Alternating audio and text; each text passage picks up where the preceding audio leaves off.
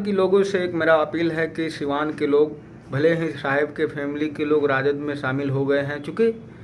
शामिल होना भी उन लोगों का हक भी था, क्योंकि साहब ने उस पार्टी के फाउंडर मेंबर थे और एक पार्टी जब डूब रही थी तो उस समय मजबूती देने का कार्य साहब ने ही किया पूरी ईमानदारी के साथ। लेकिन अब कुछ इस कदर बातें हो गई हैं कि एक पार्टी में जो बेस वोट था जो जादव और मुस्लिम का, उसमें भी सिवान की राजनीति कुछ इस कदर विपरीत होती थी। लेकिन सिवान में सभी जान चुके हैं कि सबसे अधिक मत जो है वो मुसलमानों की है, उसके बाद राजपूत लोग की हैं। लेकिन बार बार हिना साहब या साहब के ज़िंदगी में भी जब सिवान से लड़ी तो किसने किस तरह से उनके साथ दिया या पीछे से जो कहें कि छुरा घोंपने का कार्य किया, और वो सभी बातें स्पष्ट हो गई साहब के मरने के बाद। तो उन सभी लोगों से मैं अपील करता हूं कि सिवान की जो राजनीति है लगभग कमोबेश आप देखिएगा तो बिहार की दिशा और दशा सभी मुसलमानों के लिए तय करती है, क्योंकि एक मजबूत लीडर अगर मुसलमानों में कोई था तो वो साहब थे। और साहब के परिवार को आज लोग उसी इमोशन के साथ देखता है कि अगर हमारा कोई बिहार में नेतृत्व, देश में नेतृत्व करने वाला हो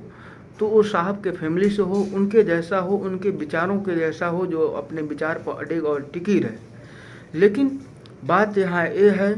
कि जिन्होंने भीतरघात किया पार्टी में रहते हुए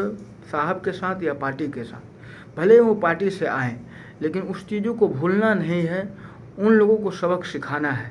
जिन्होंने ये बात बोली थी कि अब टेलीफोन का ज़माना ख़त्म हो गया,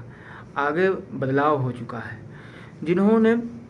साहब फैमिली हिना साहब के विरुद्ध आकर चुनाव लड़ा था, उनका भी औकात दिखा देना है कि भले गांधी बनते हैं, लेकिन जब ओम प्रकाश यादव अब खुलासा कर रहे हैं कि किस तरह से हमने साहब के विरुद्ध जाकर चुनाव लड़ा, उन्हीं के लोग उस समय तो राजद में ही थे और जाकर इनको प्रेरित किया गया कि साहब के विरुद्ध, उनके आदमी के विरुद्ध चुनाव लड़े। तो ये सभी चीज़ें सामने निकल कर आ रही हैं। वैसे में भी इसका बदला लिया जाए या न लिया जाए, हम मुसलमानों की भागीदारी भी तो सुनिश्चित होनी चाहिए। हम अपनी ताकत जो वोट के माध्यम से है वो अपने लोगों को दे करके अपना रहनुमा बनाएंगे, दूसरों को क्यों बनाएंगे कि उनके दरवाजे पर जाकर कहेंगे और डिसिप्लिन की दुहाई देने लगेंगे, अनुशासन की दुहाई देने लगेंगे और हमारा कोई सुनेगा नहीं। वो आदमी पार्टी का मीटिंग अपने घर कराएगा, अपने घर से संचालित करेगा, वोट हमारा होगा। ऐसी ताकत हम किसी को न दें जिससे कि सभी मुसलमानों को मुंह दिखाने पड़े।